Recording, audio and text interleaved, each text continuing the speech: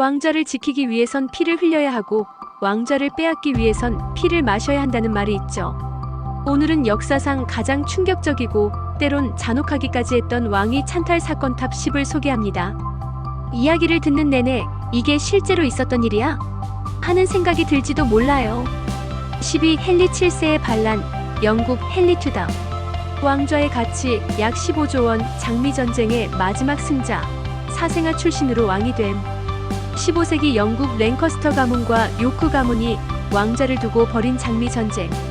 사생아 출신의 헨리 튜더는 정통성도 부족했지만 끝내 리처드 3세를 보즈워스 전투에서 무찌르며 왕위를 차지합니다. 그의 왕위 찬탈은 단순한 전투가 아니라 한 시대의 피비린내 나는 대결의 종말이었죠. 이 사건은 오늘날까지 영국 왕실의 정통성을 규정짓는 기준이 되었고 헨리 7세는 튜더 왕조의 창시자가 됩니다. 사생아가 왕이 된 극적인 반란극.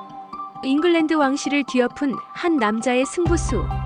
9위 차르 2반 4세의 재즉위, 러시아 2반 뇌제. 제국의 지배권 약 18조 원, 자발적 퇴위 후 다시 폭군으로 복귀. 2반 4세는 러시아 최초의 차르로 불리며 수많은 개혁을 일으켰지만 곧 폭군이 됩니다. 한 번은 스스로 왕위를 포기하고 수도로 들어가 은둔했는데 귀족들이 그를 다시 왕으로 불러들이자 더 무서운 모습으로 돌아와 귀족들을 숙청하고 절대 권력을 휘두르기 시작하죠. 퇴위와 복귀 그 사이에 피로 얼룩진 권력의 재구축이 있었습니다.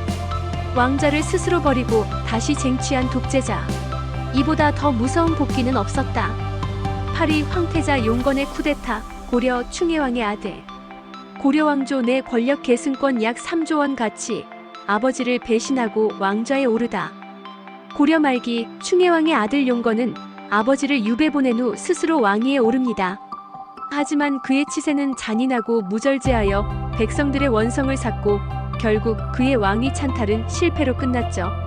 왕위를 노린 가족 간의 반목과 배신은 고려 말 혼란을 더욱 가중시켰습니다. 왕위를 위해 아버지를 버린 비극의 왕자. 가족도 정권 앞에 선 적이 된다. 7위 무측천의 황후 찬탈, 중국 당나라.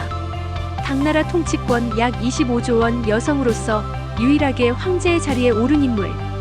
무측천은 황후로서 시작해 황태후가 되었고 결국 스스로 황제의 자리에 올라주라는 새로운 왕조를 창건합니다. 남성 중심의 황제 시스템을 깨뜨린 그녀의 찬탈은 충격 그 자체였고 철저한 숙청과 정적 제거로 권력을 장악했죠.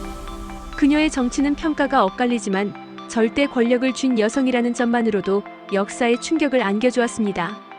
황제를 넘어서 황제 그 자체가 된 여인. 불가능을 뒤엎은 권력의 화신. 6위 술레이만 2세의 궁정 쿠데타, 오스만 제국. 제국의 군권과 세금 수입 약 20조 원, 형제를 독살하며 왕위 찬탈.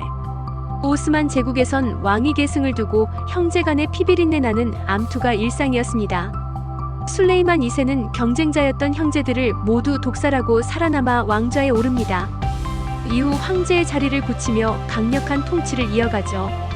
그 과정에서 수많은 음모와 피해 숙청이 벌어졌고 왕위를 향한 집착이 얼마나 무서운 결과를 낳는지를 보여줍니다. 형제를 모두 죽이고 왕이 된 남자. 권력 앞에선 피조차도 의미 없다. 5위 리처드 3세의 어린 조카 암살 사건, 영국. 왕권의 장악 약 15조 원, 어린 조카들을 타워에 가두고 암살. 에드워드 5세가 왕위를 물려받자 삼촌 리처드가 섭정이라는 명목으로 권력을 장악합니다. 이후 어린 조카들을 런던탑에 가둔 뒤 흔적도 없이 사라지게 하죠. 많은 학자들은 그가 조카들을 죽이고 왕위를 찬탈했다고 보고 있습니다. 리처드 3세는 이후 장미전쟁에서 패배하고 헨리 튜더에게 왕위를 빼앗기며 비극적 최후를 맞습니다. 아이들을 죽이고 왕이 된 삼촌. 권력의 어두운 이면이 드러난 사건. 4위 나폴레옹 보나파르트의 제국 선포, 프랑스. 유럽 정복의 발판, 약 50조 원, 스스로 황제를 선언하고 왕정 복귀. 프랑스 혁명의 영웅으로 등장한 나폴레옹은 민중의 지지를 받으며 권력을 잡습니다. 하지만 그는 혁명의 이상을 저버리고 스스로 황제에 오릅니다. 로마 교황에게 관을 받아쓰지 않고 직접 자신의 머리에 왕관을 씌운 장면은 지금도 유명하죠. 공화주의에서 제정으로의 전환은 엄청난 충격이었고 그의 제국은 결국 유럽 전역을 전쟁터로 만들었습니다. 혁명의 영웅에서 스스로 왕이 된 남자. 의상을 배신한 현실의 황제. 3위 살라딘의 아유브 왕조 창건. 이슬람 세계. 이집트 시리아 예루살렘 통치권 약 35조 원. 파티마 왕조를 무너뜨리고 새로운 왕조 수립.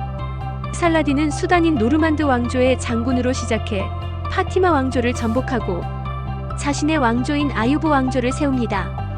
그는 십자군과의 전쟁에서도 명성을 떨치며 이슬람 세계의 영웅이 되었고, 그의 왕위 찬탈은 기존 체제를 무너뜨리고 새로운 이상을 세운 사건으로 평가받습니다. 무너진 제국 위에 새 제국을 세운 남자. 충성에서 찬탈로 역사의 주인공이 되다.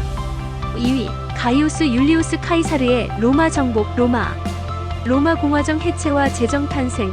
약 100조 원 독재관 임명 후 스스로 평생 집정관 선언. 카이사르는 로마 공화정의 장군이었지만 갈리아 전쟁에서 승리를 거두고 로마로 진격하여 원로원을 무력화하고 자신을 종신 독재자로 선언합니다. 이는 사실상 왕위 찬탈이었고 결국 브루투스 등의 귀족에게 암살당하지만 그가 뿌린 씨앗은 이후 아우구스투스 황제의 탄생으로 이어지며 로마 제국의 시작이 됩니다. 공화정을 무너뜨린 남자. 죽었지만 영원한 제국을 남긴 전설의 정치가. 1위 김수로 왕의 신라 정복 설화. 한국 전설. 신라 초기 권력 장악 약 5조 원. 하늘에서 내려와 기존 세력을 밀어내고 금관가야 창건. 한국의 신화 속 전설. 김수로 왕은 하늘에서 내려와 기존의 부족연합을 통합하고 금관가야를 세웠다고 전해집니다. 그는 기존 지배 세력을 밀어내고 새 나라를 만든 왕으로 설화 속에 찬탈의 이미지가 깊게 담겨 있습니다. 물론 역사적 사실 여부는 논란이 있지만 왕좌를 하늘로부터 직접 받은 존재라는 설정 자체가 기존 권력에 대한 강력한 도전이었죠. 신이 내린 왕좌 찬탈. 하늘이 허락한 권력의 탄생. 왕위를 향한 인간의 욕망은 때론 형제의 피를 부르고 때론 제국 전체를 뒤흔듭니다. 하지만 그 충격적 순간들이 모여 지금의 세계사를 만들어냈다는 점 정말 흥미롭지 않나요? 재미있게 보셨다면 구독과 좋아요. 다음엔 또 어떤 충격적인 역사 이야기를 만나보고 싶으신가요? 댓글로 남겨주세요.